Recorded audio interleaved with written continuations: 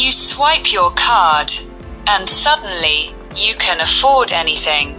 A new phone, expensive dinners, weekend trips. Things that once felt out of reach now feel completely normal. It feels like freedom. No stress, no hesitation, just a simple tap, and it's yours. But what if that feeling is completely fake?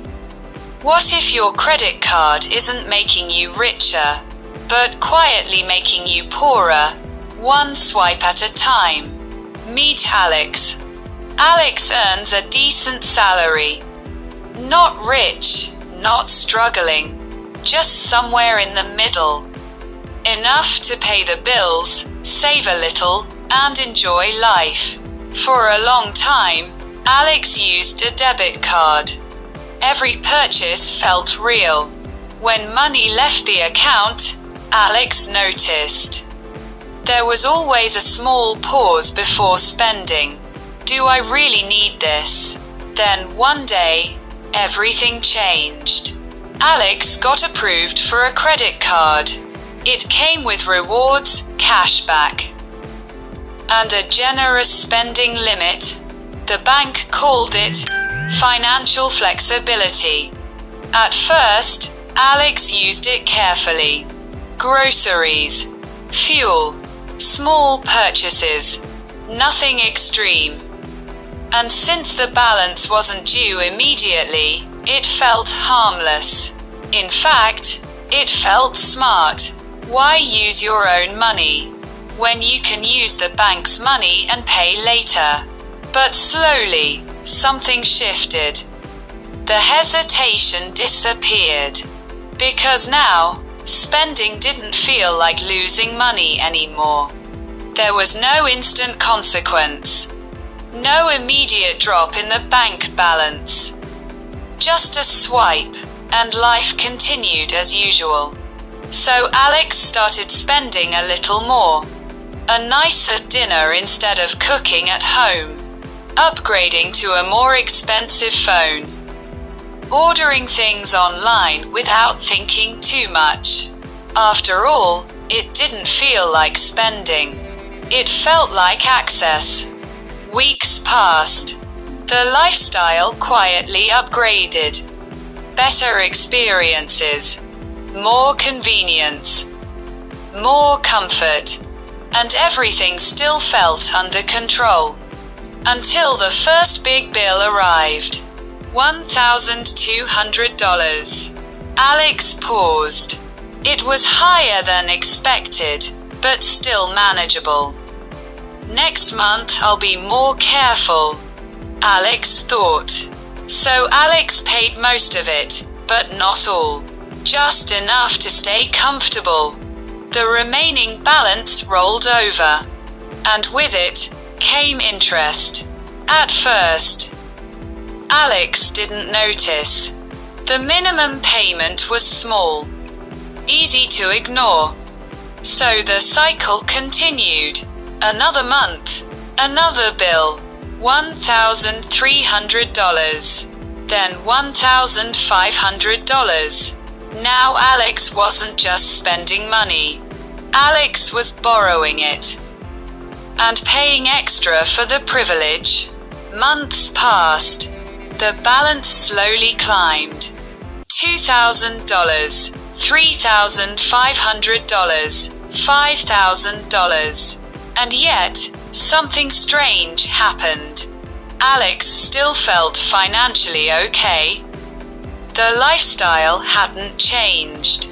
The spending felt normal. The illusion was still intact. Because nothing in daily life signaled danger. No alarms. No immediate consequences. Just a quiet accumulation, happening in the background. This is where the real trap begins. The credit card illusion works because it changes how your brain experiences money. When you pay with cash or debit, your brain feels the loss instantly. This is known as the pain of paying. You see the money leave, you feel the impact. And that creates a natural resistance to spending.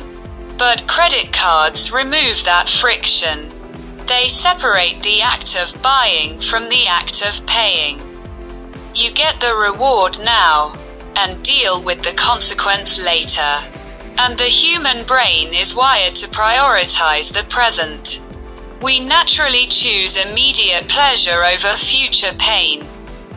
That's why studies have consistently shown that people spend significantly more, often 12% to 18% more, when using credit cards instead of cash. It's not about discipline, it's about design. Credit cards are built to make spending feel effortless. Another psychological trick is the invisibility of money. When you use cash, you physically see it leaving your hand. When you use a credit card, the transaction is invisible.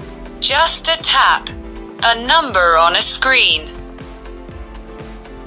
Your brain doesn't register it as a real loss, so it doesn't trigger caution. There's also the illusion of available money, because your bank balance doesn't drop immediately. Your brain assumes you still have money to spend, so you keep spending, even though, in reality, you've already committed that money. And then there's interest, the silent amplifier. Credit cards often charge interest rates above 20%. That means if you don't pay your full balance, your purchases become more expensive over time. That $1,000 purchase, it might actually cost you $1,200 or more. But because the cost is delayed, it doesn't feel urgent. And that's what makes the illusion so powerful. It hides the true cost. It stretches the timeline. And it makes overspending feel normal. At its core, the credit card illusion is simple. Access to money feels like ownership of money. But they are not the same. Just because you can spend, doesn't mean you can afford it. Breaking the credit card illusion doesn't mean avoiding credit cards completely. It means using them with awareness and control. First, treat your credit card like a debit card. Before you swipe, ask yourself a simple question. Do I have this money in my account right now? If the answer is no, don't spend it. Second, always pay your full balance. Not the minimum. Not most of it. The full amount. Because the moment you carry a balance, you enter the interest game. And in that game, the bank always wins. Third, reintroduce friction. Make spending slightly harder. Remove saved cards from your apps. Turn off one-click purchases. Give yourself a pause before buying. Because most bad financial decisions happen in moments of impulse. Fourth, track your real spending. Don't rely on how you feel. Look at the actual numbers.